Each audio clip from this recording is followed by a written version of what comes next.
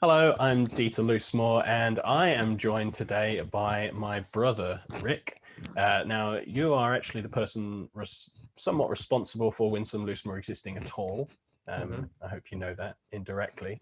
I, Um, I'm fully aware. I've taught you to play Monopoly and ripped you off many, many times in our childhood. yes, very specifically that. Um, but also particularly with the newer ones, I think it was you. I claim Small World is the first modern board game that I played that you Yeah, had and yeah. taught me, and so it's actually your idea. I was going to say I invited my brother. I didn't invite him. He's forced his way in. We were talking about kind of our favorite games, updating top 10. I've kept a list of all games I've played for about 2 or 3 years. I think I was sat in your living room, in fact, mapping it out. And at that point, I played about 80 games. hmm In the last couple of years, that number has tripled. And I've done a few top tens. And Rick suggested that we do kind of a joint or a comparative top 100. So we're going to do it not in one go. We're going to do 10 at a time. A couple of things. I think you suggested that we talk about a little bit how we've created our list. So I don't know if you've just done based on your numerical rating hmm on Board Game Geek. I haven't. I work in a slightly weird way in that something at say 74 could hmm be a 7, but something in the 80s could be a 7.5, because my numerical rating is to do with kind of my technical appreciation of that game. It is a better game, but I prefer playing and enjoy the other one more, so it'll be higher. Yeah. Yeah, no, Which I think I very similarly would be, and my collection I keep pretty tight. It's only 30, 35. It's not as big as yours. And so I only really use Board Game Geek to keep track of those. I don't Sure. score every game I've ever played. Um, but I think in the same way, there's almost two lenses through which I've Yeah. put things on the list. There's technical achievement Mhm. and production quality and all the subjective. Sorry, what's the opposite of subjective? Ob. Objective. Thank you. Objective stuff. But then there's the more subjective side of how often does this get to my table? How often am I likely to play it with my game group Yeah. or my friends who maybe aren't gamers or my wife who is the person I play with the most? And so some of that lens of it's not just how good is the game, but how much do I want to play it? Sure. So I have not included anything I've only played digitally. Okay, I've got one. Okay, that's fine, because I have included one game that's a print and play, Okay. but I've only allowed myself because I've pre-ordered the physical copy that's just coming out now. Sure. I've got one that I only ever owned as a print and play, but I Right? think I've played someone's proper version of it. Fine, sure. Yeah, I mean, otherwise, an IRIM, I think I've got like 800 plays, but that's just a 1 minute game on the phone as opposed to the 20 minutes it would be in person. So I'm not counting that kind of thing. So today is 100 to 91. I've got my list off here if I keep looking away, and you're going to flick around, I think. Would you rather go first or second? In fact, I'm going to make you go first. Yeah, I was going to say that's probably fair. This is your party, as they say. Yeah, and I think I'm interested to see how many of my uh, bottom 10, I guess, of my top 100 you will know. And I think this is probably going to be the biggest question mark for me. The first one, number 100, is Take It Easy. Come across that one? No, it's a friend of mine introduced it to me. It's a German published. You can get it in Britain as well, but very much abstract strategy, combining lines with hexes. Sorry, I should say the hexes have different lines on them. You try and join them up to make points. It's absolute point salad nonsense, but it plays really well and is really fun. Cool. No, I mean, I'll have found images. They'll be on the screen for you to see, but I'll Yeah. have to check that as well. Okay. My number 100, I, have done a couple of videos, so you may have heard me talking about it, is Spirits of the Forest. This is, I think, the third version of this game.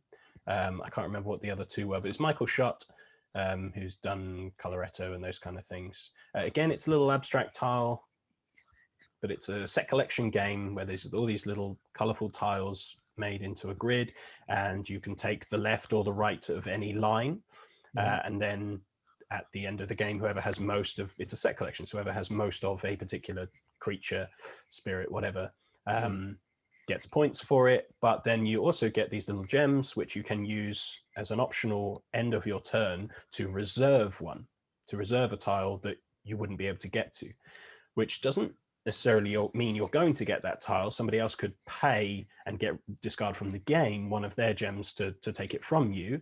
But if you claim it, you get your gem back. So it just adds something a little bit extra than just basic spatial set collection. So it's Spirits of the Forest. Cool. My number 99 is currently the only game in my collection that we haven't played. I have played it before, otherwise it wouldn't be on this list. Oh, I see. Yeah, no, but I haven't played my edition. The box is so pretty; it's in the top. It's lovely. It made it all the way to 64. No, it's Cult Express, and I've played that. Really? Yeah, I've played it before, and so I'm basing my review largely on that. But the reason it hasn't made it to the table at the moment is because it only really works in higher player counts. Yes. And it's just not been possible during lockdown. You know, even 4-player is too small because it's a programming game. The best thing about it is the board is a 3D train, which is brilliant. It looks like you're in Back to the Future 3. Yeah, so there's an expansion for that, isn't there? What's that? There's an expansion for that, isn't there? You get a DeLorean with the DeLorean, yeah. Yeah, but it's a programming game, and I'm not wild on programming games, but this one is very much silly fun. You shoot one another, dodging bullets off and down the train, trying to pick up treasure, and it's very lucky because if you could turn over the same bag of money could be worth 500 or 5,000, and so it's there's a lot of luck there, and so you really need a big group to be laughing at each other and shooting at each other and that kind of thing, and we just haven't had that over the last 6 or 8 months, have we? Yeah, no, I've played Cult Express a couple of times. I think it's in my top 150 maybe. Sure. Again, you're right. The more players, yes, the more chaos, but also it feels less like you're aiming at anyone. Yes. Which, at lower player counts, it can go entirely wrong for one person whilst everyone else kind of gets away with it, and that feels a bit bad. But higher player counts, I understand the appeal. It's good. It's not. I'm with you on the programming thing. As far as it goes, it's a light one, so it works, but not too fussed. I just realised I didn't put Robo Rally on my list. This is a bit of a spoiler. There's a programming game. I hate that one. Not even remembered I played it. I think based on your hatred, I've avoided it. I've not played Robo Rally. Number 99 for me is one of only 2 party games on my entire list. Wow. And this is Dixit. Dixit Odyssey, I think, is the one I played most recently, but it's all the same thing. You can all mix it all together. Somebody chooses an image from their hand, says a word. Is that right? Or a phrase. That's right, a word or a phrase that they think in some way describes this card. The artwork's all weird, abstract, mashup stuff, and then everybody else plays a card, or in 3-player actually, the other 2 people give 2 cards each. I did that wrong when we played recently. And then they shuffle them up, lay them all out, and then you guess which you think is the right card. And if everybody guesses your card, that's bad. If you were the clue giver. And if nobody guesses your card, that's bad. You want some people. So that's an interesting balance to just, it's a clock, and then you play a picture of a clock. That might not be good because you want some people, and then everyone else gets a couple of points instead. And so there's a good, clever tension to it. I get it. It wasn't as high as this, but I played it recently with our parents, and went, actually it is as good as people say it is. I'm just not big on party games. But number 99, Dixit. So my number 98, I think, was at one stage Spiel des Jahres, I think in 2012, from designer Donald Vaccarino. It's his less known game, and it's the lowest, I think, on my list that I have owned in the past, and that is Kingdom Builder, which is a very simple game of just putting out a house or more, and trying to, I guess, area control, but really it's a point scoring game, and you might need to score points by putting houses in forest land or shrub land or whatever. And so it's very simple, it's very compelling. for me, the only reason it's down here is it kind of ran out of legs.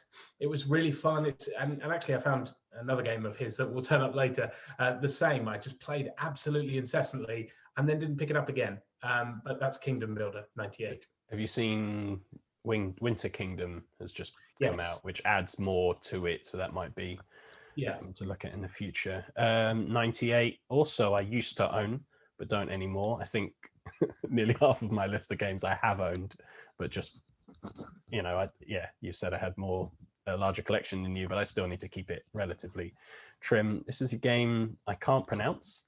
I think it's Gentes. Oh, yeah. Which is kind of a simple-ish worker placement game, good depth to it, but the really clever mechanism that intrigued me to it at all is that your actions take time, and you have a little track on your player board to put little hourglasses on, and some actions only take 1 hourglass, fine, but some take 2. And when you put 2, you put them in the same spot, and every clean up between rounds, you clear off all your hourglasses. But if there's a double, one of them stays behind, so you've actually wasted, or you've borrowed time essentially from your next go. And so it's got a really cool kind of balance to it between kind of card and tableau building, but then there's also a little area control for special abilities on one side. The production, even I had the basic one, there's a super deluxe one you can get. I had the basic one from TMG, and even the basic one is really nice. And it uses something I really enjoy, which is virtual resources. So a game I know we both like is Tapestry, where you've got a track rather than constantly grabbing loads of bits of plastic or wood. You've got a track that says I have 5 of these or I have 4 of these. Gentes does this with the workers, and actually there are 6 type of workers on mirroring sides on these tracks, and so there's a push and pull. You can only have, you know, if you've got 4 of these, you can actually only have 2 of the corresponding one. So it just had enough really to think about, but at 2 it wasn't as good. And again, there's so many games to play that our game group, it just wasn't coming out, so it moved on. But a good game, and I would check it out, and I would happily play it any time as Gentes. Great. My 97, again, another one I'll be interested to know if you've come across. You talked just now about virtual resources. This very much has real resources as you're seeking to build churches. And actually the pieces in it is a pretty, dry Rio Grande stuff, but they just went overboard with some of the production, because you got wood pieces for wood, sure. Yeah. And then you had actual bits of clay for bricks that just spread dust all through the box. And then a tiny bell for the top of the church that it couldn't fit in there, but you just knew you had it on the side. It was crackers. It's a game called Hamburgum, which is about building churches in Hamburg, surprisingly. And it's a rondel game. I believe it's Matt Gertsch, who's the king of the rondel. And I'm not much on rondels. I did quite like the theme, but it was one of those games that the works were selling off pretty cheap, and it was a interesting little play for what it was. It hasn't lasted in my collection, but if it's on the shelf and someone offers to, and you can stand brick dust being on your fingers, well worth a look. My 97, Hamburgum. My 97 is a deck building game, I think set in something called the Mistfall world. That's not a fantasy thing I'm familiar with, but I know it exists. It's a game called Chronicles of Frost. And this adds, it's got the deck building, but you're only going to add probably about 5 or 6 cards during the whole game. You don't buy that many, but it adds kind of a visual, not visual, spatial aspect to it. There's a map made up of cards, and you've got to go to the locations using your cards from your deck to get movement and attack, and all the typical fantasy RPG type tropes to go across the board, killing things or setting up shops or whatever it might be, getting the upgrades. And then there's a tavern of helpers that you can buy. So it's good. I've only played this probably 3 or 4 times. I don't own it. This is somebody from our game group, and it just works. Adding that extra spatial aspect to deck building game was just really good. And I don't care about theme usually. I care about what the theme is, but its integration doesn't bother me much as much as I know it bothers you. And so not knowing the world didn't bother me. I like not uber generic fantasy, but you know, it doesn't need to be hyper specific fantasy for me to be like, yeah, cool, I get what's going on. I'm a ranger. That's what I'm doing. So it works for me. Chronicles of Frost. Yeah, as Dick rightly said, we have slightly different bents on theme, and you'll probably find on more of the fantasy space themes on Deet's end, and more sort of real world, however abstracted, on mine. And we go from Hamburg in Germany to Carcassonne in France. For me, this is the classic tile layer, one of two classic games that redeveloped the board game hobby, beginning with a C. The other one, spoiler, isn't on my list. Nor mine. But Carcassonne is a classic. Draw tiles out of a bag, put them out. I really like it. It's really fun. You put little workers out. It's where meeples originated. They make them farmers. And what are the other ones? Soldiers? Yeah, I was going to say defenders, but that's stupid. It's probably something or other. Yeah. But they all have different abilities. And I particularly enjoyed the winter edition. If you come across that one with the gingerbread man, that's not particularly key to the theme of Carcassonne, but you know, that's it was in there anyway.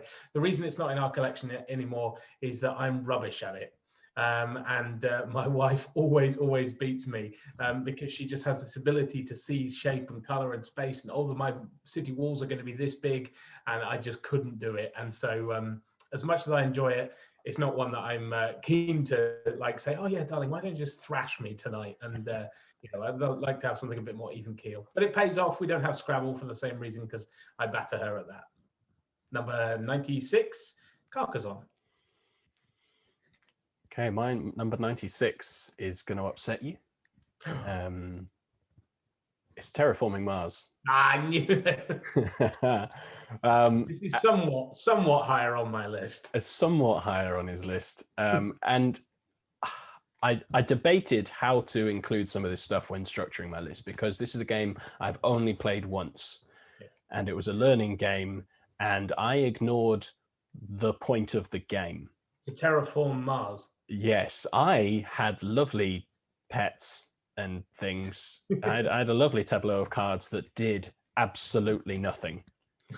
And so this is one where I know it's a better game than this, but I couldn't put it higher because I don't have the experience or the affection for it that I might do if I played it more. So this is certainly one I would like to get. It's always just that little bit more expensive than I want it to be, because it's just okay cards. It's not, the board is nice. The board is beautiful, but you know, the graphic design's good. The art direction is strange. It's a really strange one, but loads of people love this. This is top 10 on Board Game Geek. You'll hear about it from Rick another time for sure. But yeah, I get it, but I haven't built that connection to it. So 96, Terraforming Mars. And I think that's something of a shame. And I totally understand about the price point, because it's never quite at the, oh yeah, get that today moment. But it's about the only game that I will play solo that's not a solo only game. Because I don't really care for Automa Factory stuff, or you know, the way stuff has changed. I know you play solo a lot more than I do. Yeah. And so yeah, I think when you do get it, I think you will enjoy. There's 2 solo modes if you have the Prelude expansion as well. But yeah, it's a great game. It will come up later. My 95 is actually one that I played with you. It's Shadows over Camelot, the card game. Now I've not played the normal game, but the card game. I mean, I always love sort of, you know, you love custom dice. This has custom cards, the square cards. Just, I don't know, maybe it makes it more fun. But it's really just a numbers game, and that actually has a really good solo mode as well. I think you bought it for a $5 or something, and it was an absolute steal. Yeah. And we played it through a couple of times. And I just think it's just a really, really neat. I wish I'd seen it for a $5 system. Yeah. That you can just whip out, play through, go, oh, we've won, we've lost, you know, oh, I'll play that on my own. Just really works, really, really fun. You can probably talk a little bit more about it. I can. It's actually not on my list. It's just kind of 10 or so outside. Yeah, I loved using it. I used it in school when I was teaching my sixth formers, because it's got a traitor element. Yes, it's a numbers game, and I might teach it that way, but then it's also got roll cards that you can deal out before, which says your loyal to Arthur, or you're a traitor, or loyal to whatever they're called. Morven, no, made that up. Whatever they're called. Morgana? Morgana, thank you. And yeah, you're flipping cards with numbers to try and get, again, kind of set collection, but you want to go on these different missions to get the Grail, to fight the dragon, to find Excalibur, these things, fight the Picts and the Saxons. And when a group has a certain total, you go on it, but everyone's trying to keep track of it. If you're not laying it out so everyone can see, you've got to remember it all. And so if somebody's a traitor, they go, yeah, now's the time, and you've actually completely failed it, and you win or lose based on the wins and successes. So yeah, it was really good for kind of a get to know you activity, as well as just a very pleasant, as you're saying, just sit down, do a numbers game between the two of you. It's good. That was my 95. Shadows of Camelot, the card game. My number 95 is the print and play I mentioned, and is a solo only game. This is a new, well, the print and play isn't, but there is a physical production being brought out right now by CG of Under Falling Skies. This is, if you ever wanted to play Space Invaders with dice, that's about what this is. It's a dice allocation kind of game. I wouldn't call it worker placement, but you are rolling dice. They tell you the numbers, and then where you place those on the city gives different powers, and the number gives you the strength of that action that you've selected. But at the same time, there are kind of alien pieces coming down this very narrow, thin board. It's coming down and down and down, and you want to destroy them all and hit the mothership before they've either done you enough damage, or the mothership reaches Earth. So I really enjoyed the print and play of this. It worked really well, and I was really pleased to see pretty much as soon as I printed it out, it was announced that they were bringing out a physical copy. So I think it's only about £20, which, you know, is a lot maybe for a solo game, but the components look really nice. They've added other modes, other boards. It's thick stuff. I've seen Paul Grogan on Gaming Rules play it through. And it just looks like a great production. So Under Falling Skies. Great. My 94, I know you'll have heard of. I don't know if you've played. It's Istanbul. It's on my vague list that I want to maybe get. Another one that we played quite a lot of, and then we're kind of done with it. Again, another, it was this one, I think, was a Kennerspiel, actually. The first one, wasn't it? 2014, I forget. And basically, you are a merchant in Istanbul. But what's interesting about it is that you have a stack. You have your merchant, who's a disc. It's Pegasus Games. It's very sort of wooden stickers design. But your guy who's a disc, and then underneath that, three servants or something. Assistants, and you move around a modular board, and where you drop people off is where you do work. But then when you drop someone off, they stay there, and so you want to then go back and get them, and you might find yourself without a person. So an interesting sort of spatial dynamic, as well as resource management, and you're trying to collect rubies, and they're really fun, and upgrade your wheelbarrow so it can hold more resources, and all the normal tropes of a resource management game, but with this interesting spatial element to it. Really enjoyed that. Apparently they've done a dice game. I haven't come across that one, but very, very popular. Istanbul, my 94. How did you find the spatial element? Because that's always the kind of bit you don't like in stuff. How were you at planning out, if I go this route and then I have to come back this way to be able to go here? And I didn't find it as bad as in other games, that's for sure. And actually, there's a game that's a bit like it that will come up further on my list that I'm worse at but enjoy more. So it is a challenge. It's not something I'm naturally good at, but in both Istanbul and this other one that will come later, it's a good challenge. Sure, because it's not the main focus. Yeah. Cool. My number 94 is a 2-player only version of a big game that I have never played. This is Agricola, All Creatures Big and Small. Now, Uwe Rosenberg is a very well-known, popular designer, does these giant farming worker placement games. Halitosis is the latest one. It's not halitosis. Hallertau. Probably pronouncing that wrong. Whoever's German will be able to correct me. Halitosis.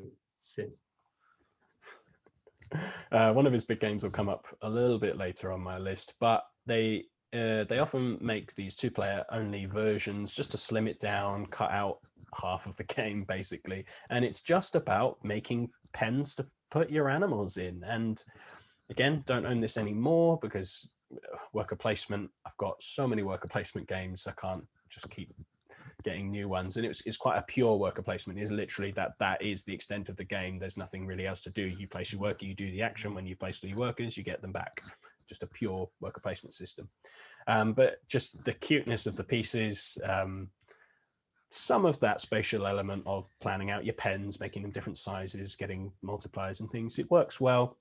There is a digital version which I've played, which does the job. So if I am looking to do it again, I'll probably just do that. But if you can find it for cheapish, I'd say pick it up. Agricola, All Creatures Big and Small. So my 93 is another game that my wife loves that I almost cannot play, and that is Kitchen Rush. Kitchen Rush is a real-time strategy game. Well, it's not even a strategy game. It's just a real-time game. You hit the timer, and you are a team in a kitchen, and you need to go and cook a sauce, and then you need to go and cook the beef, and you need to get spices out. And the way that plays out is, as well as this electronic timer that you've got to serve all the plates by, you have workers who are sand timers. And so it might take someone X amount of time to cook that beef, to wash those plates, or whatever. And so you have to put them there, and then you physically wait until it's finished doing the task before you can put it somewhere else. So you think, oh, okay, I'm going to be efficient, and then I'll go and I'll wash those dishes while that person's doing that, because you probably have more than one worker at a time. It depends how much money you've got, I think, and then you get penalized if you're not very good, which I'm not. But then sometimes you have to get the right spice out of the cupboard, and then to do that, they have a cloth bag with 3 different sizes of cubes in that you can't see because you need green, red, or black. It's a bit like Century Spice World. Who knows what spices they are, but they are green, red, and black. But they're different sizes, and so you're ferreting around in this bag trying to get this out, and that's green. That's green again. How do I keep picking up the same piece of wood? And then, oh my goodness, that guy finished washing up ages ago. I haven't been using him. And then, oh my, I nearly died. I just rubbish at it. My wife, she thought it was just so much fun, and because she loves playing games like that on your phone, efficiency games, and again, it's just not my bag. However, I can see that it is a lot of fun, and to be fair, I did enjoy it at the time. I'm just not very good at it. It's Kitchen Rush. It's my 93. My number 93 is a game that I featured on my disappointing list. But like Terraforming Mars, I get that it's good. I played this a few more times. I played this 3 or 4 times. This is Coimbra, which again is a dice game, but it's a dice drafting game. And my problem with it is it looks lovely and the gameplay is really good. But like your comment with Kingdom Builder and games like that, I felt like I'd seen everything there was to see quite quickly. Now, people tell me I'm wrong because the cards are laid out differently every time and the kind of the people that you get.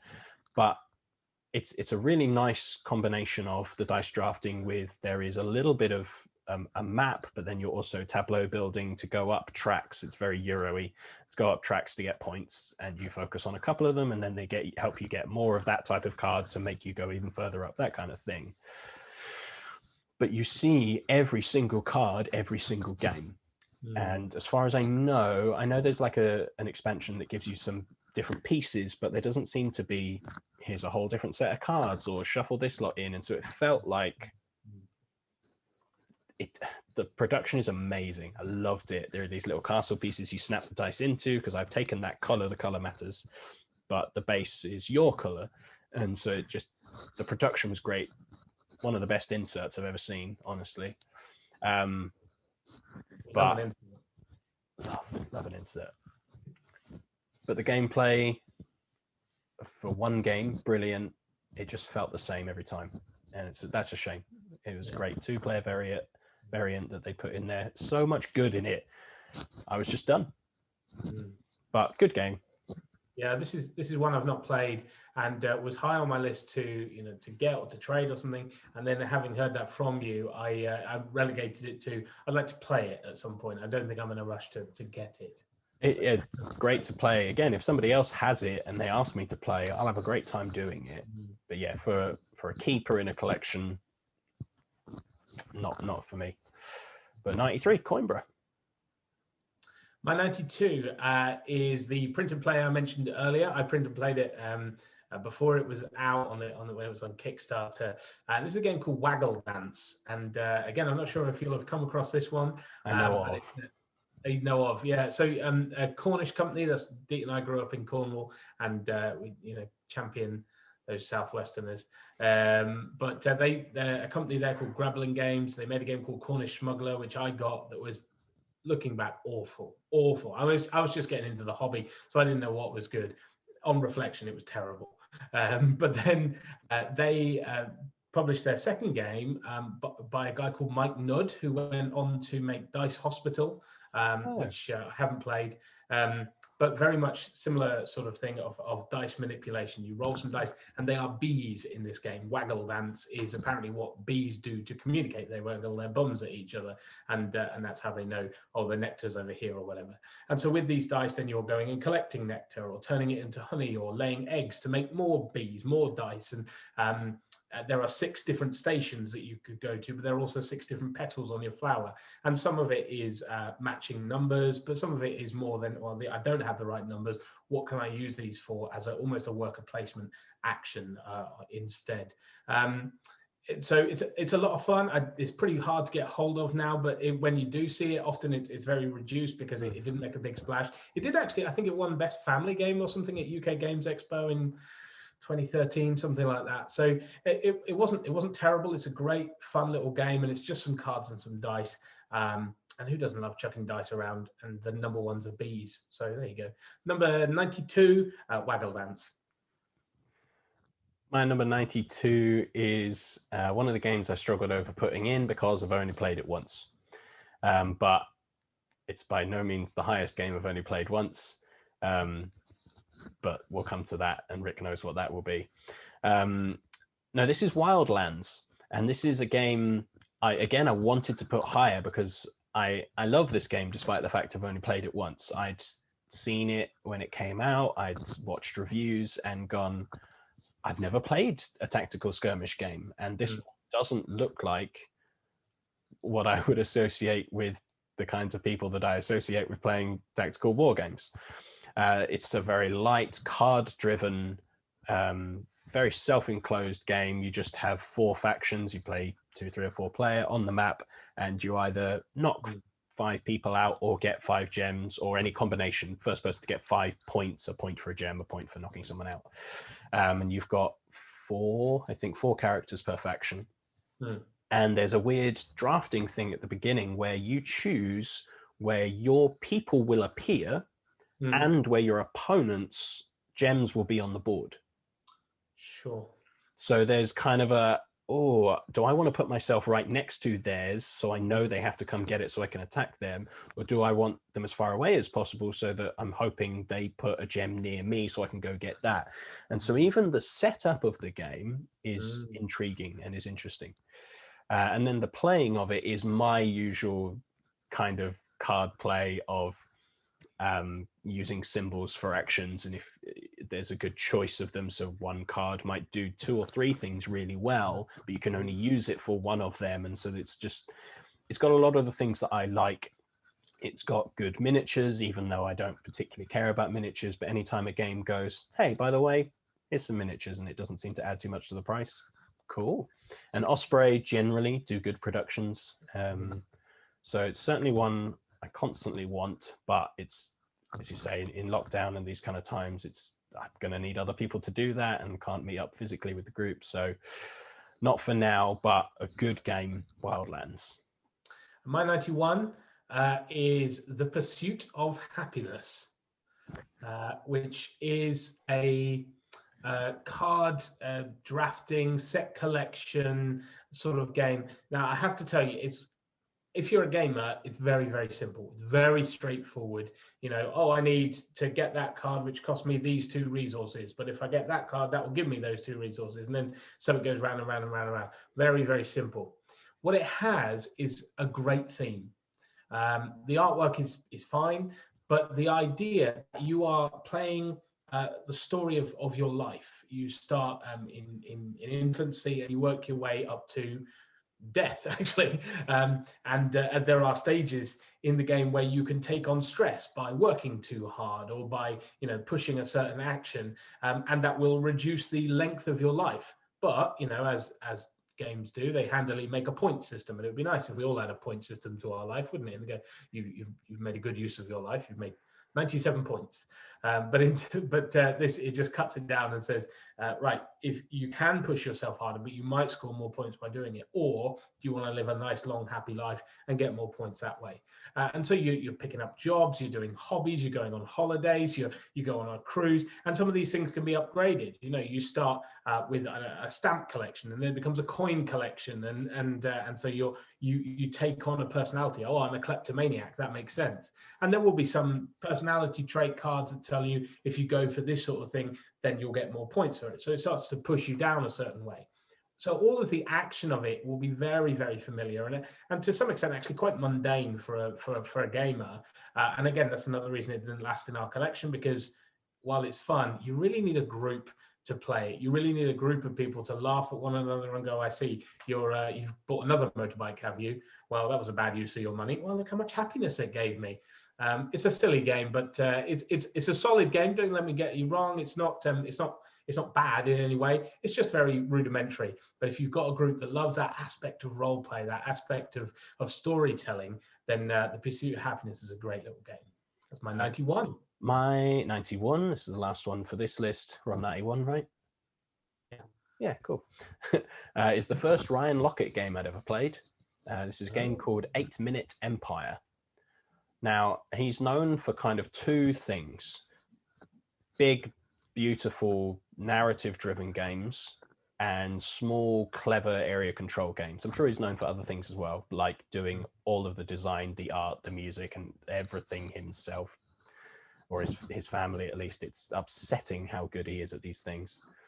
But these small area control games, there'll be another one on the list later.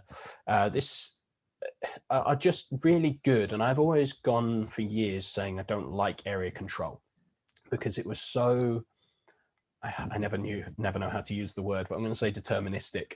I have more things than you. I go in and I battle your things, and therefore you're out. And it's too easy to pick on people. There's all this stuff. And so these big, like Risk, I suppose, or the other end of it where you're just rolling dice and it doesn't matter that you had more people, you still lost just because that's the way luck went. It's like, ugh, these things aren't engaging. They're not fun. And then I played a couple of his, and this one, again, a trend is appearing, but card driven. And set collection and unique powers, and scoring at the end is not just based on control. There are other things. So suddenly it takes, yes, the main board and everything you're doing is area control, but your set collection could actually score you more than the person who controlled more of the board. And then within the base box, because they redid it, I've actually played Legends, I think 8 Minute Empire Legends, which contains some extra other bits. Couple of modules that you can throw in, like a dragon or teleporting from one side to the other, that kind of thing. But the artwork is lovely. It's a little dark, and I mean that literally, like shadowy, for my taste compared to some of his other work, but it's still very good. It's very clear. It was very easy to teach, just worked really well. And yeah, the set collection aspect just upped kind of my opinion of this area control games. That's 8 Minute Empire Legends. So that's it. Not too many surprises, I think, for the first list. I think we'll get more crossover the higher up we get. As you're saying, no, there's what, 2 games that will be on each other's lists that's been mentioned so far. That's about it. So we'll be back soon with another one. I think you wanted to call this Too Loose, right? It's a loose, more Too Loose. So That's what it'll be. Keep an eye out. We'll keep working our way through the top 100. Next time it'll be 90 to 81. I hope you join us for it. In the meantime, you can subscribe to this channel if you don't already, and hit the bell icon so you stay updated when I put out new things. Do find me on social media. Just search Win Some Lose More on the usual platforms. You'll find me and see the things that I am up to.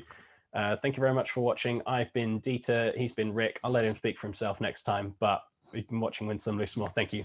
Goodbye.